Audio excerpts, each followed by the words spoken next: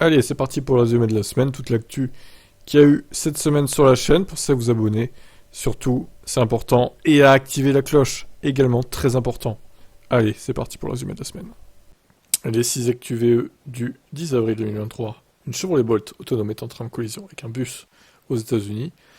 Cruise va évidemment enquêter. Bon, le choc était léger, mais bon, ce genre de choses ne devrait pas arriver sur des voitures autonomes qui sont censées être conduites sans aucune intervention humaine dans le futur. Les NHTSA a ouvert une enquête contre Tesla suite à un accident impliquant un piéton. Ça s'est passé le mois dernier. Bonne nouvelle pour Lightyear qui annonce officiellement qu'ils sont sauvés. Bon, attention à prendre avec des pincettes quand même, hein, parce que quand on a vu ce que ça a donné avec Sono Motors, par exemple.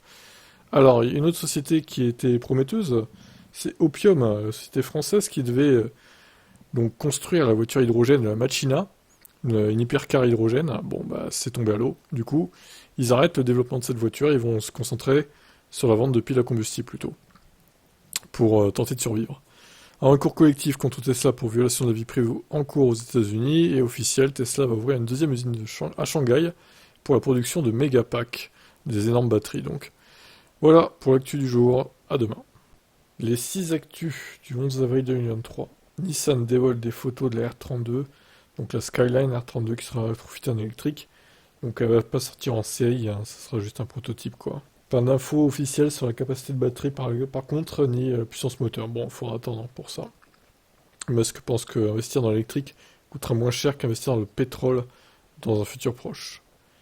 Toyota souhaite produire des hybrides rechargeables avec 200 km d'autonomie électrique. Alors oui, c'est bien, mais est-ce qu'au final, il vaut mieux pas acheter une voiture électrique directement? On peut se poser la question. Continuons avec les 100 000 points de recharge en France qui arrivent d'ici fin 2023, donc dans 2 semaines tout au plus, à peu près. Des précisions concernant le recours collectif contre Tesla aux États-Unis concernant la vie privée. Et enfin, Tesla qui passe la barre symbolique des 45 000 superchargeurs dans le monde.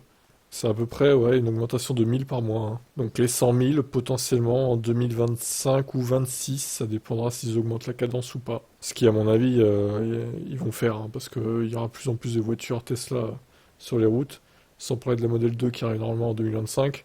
Donc il faudra que les superchargeurs suivent, évidemment. Surtout qu'ils sont ouverts à tous de plus en plus, donc bon. Allez, à suivre. Ciao. Les 6 actus du 12 avril 2023. Sur la chaîne des voitures électriques, MG Cyberster, les premières photos et infos dévoilées. Bon, il n'y a pas l'autonomie pour l'instant, mais on a les dimensions et les puissances moteurs, c'est déjà pas mal. Hyundai est victime d'un piratage massif, des milliers de données d'utilisateurs dans la nature. Ah bah bravo, hein. Donc pas de données bancaires, heureusement, mais plaques d'immatriculation, nom, adresse, etc. Ce qui est quand même moyen. Le premier superchargeur V4 est maintenant ouvert à tous. Donc il se situe aux Pays-Bas pour info. Clap de fin pour la Mégane 4 thermique. A priori, les versions hybrides rechargeables ont été retirées du catalogue. Et la full thermique pourrait éventuellement subir le même sort dans quelques temps. Le groupe Hyundai va investir 24 milliards de dollars dans la production de voitures électriques. Là, ça sort les billets verts, hein, chez Hyundai. Et enfin, nouvelle technologie de suspension active en préparation chez Tesla. Alors, est-ce que ça sera que sur les modèles chers ou est-ce que les modèles 3 et modèles Y y auront droit aussi? Ça, on ne sait pas. À demain pour la suite. Les 6 actus du 13 avril 2023 sur la chaîne des voitures électriques. Harry Motors 902. Une petite voiture électrique pratique mais chère. Peut-être en France. Urgent, la modèle 3 au style Project Legend se dévoile. Alors vous êtes un peu perplexe, hein, dans les commentaires. J'ai vu que certains disent que c'est un fake. Ou que c'est un préparateur qui a voulu faire son buzz. Bon, à voir. Je pense pas que ce soit un fake pour le coup, je pense que c'est réel. Maintenant, on attend de voir toute la voiture, quoi. Zeekr X, une voiture électrique bardée de nouveautés.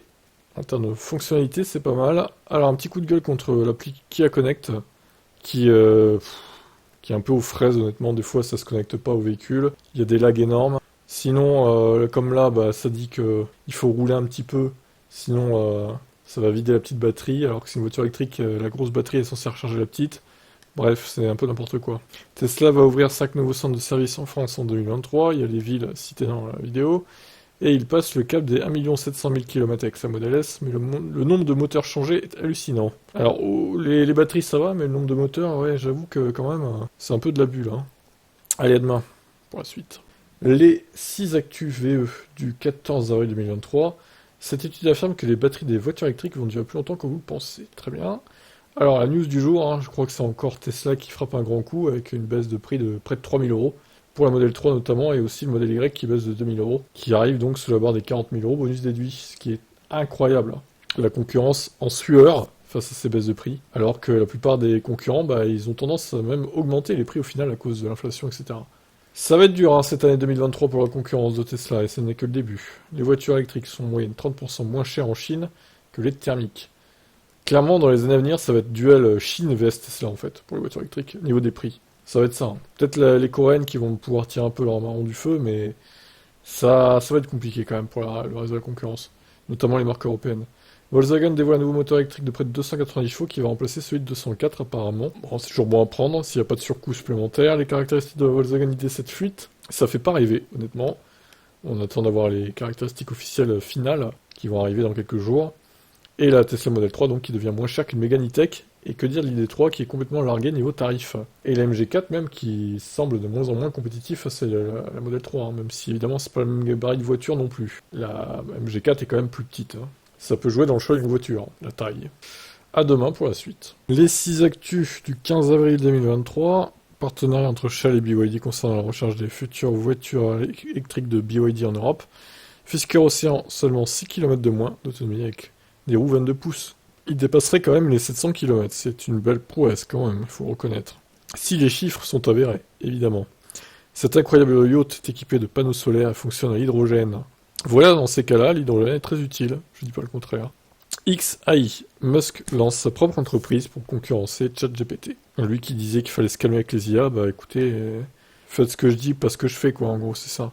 Faraday Future réclame encore de l'argent, comme d'habitude, j'ai envie de dire. Vivement la faillite, quand même.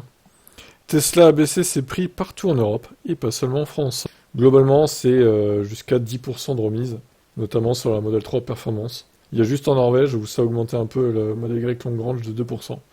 Bon, c'est juste ça à signaler. Sinon, partout ça a baissé, quoi. Voilà pour cette journée d'actu. Je vous dis à demain. Et pour finir cette semaine d'actu, on termine avec le dimanche 15, du coup, 5 actus. La Buick Electra E5 se dévoile. Bon, malheureusement, elle ne sera pas dispo en Europe, ou alors si, mais sous une autre marque et un autre nom, quoi. À voir. Selon cette étude, 75% des voitures sur les routes des États-Unis seront électriques en 2050. Bon, il y a quand même du boulot là-bas. Ils sont encore plus anti-électriques qu'en Europe, pour le coup, donc bon. Scania dévoile un poids lourd électrique transporteur de voitures. Sa batterie n'est pas très grosse, donc je sais pas trop combien il aura d'autonomie, c'est pas précisé en tout cas. On peut penser sur 200, pas plus, 230 kWh du coup, de batterie. Mercedes a vendu 10% de voitures électriques dans sa gamme au premier trimestre 2023. Donc sur 500 000 Mercedes vendus, environ 51 000 étaient électriques. Bon, ça augmente, doucement mais sûrement. Et enfin, un vélo électrique avec une autonomie record, 350 km sur une seule charge, c'est incroyable. Bon, le prix est salé, plus de 5 000 euros. Sauf si vous faites le crowdfunding et que vous avez 30% de réduction au prix. Et il sortira en Europe. Mais ça, quand, par contre, c'est à voir. Allez, ciao, à demain pour la nouvelle semaine d'actu, avec notamment le salon de Shanghai qui va arriver, qui va ouvrir ses portes. Donc écoutez, on a hâte de voir les modèles qui vont être présentés. Et pensez à vous abonner, et à mes autres chaînes aussi. Ciao.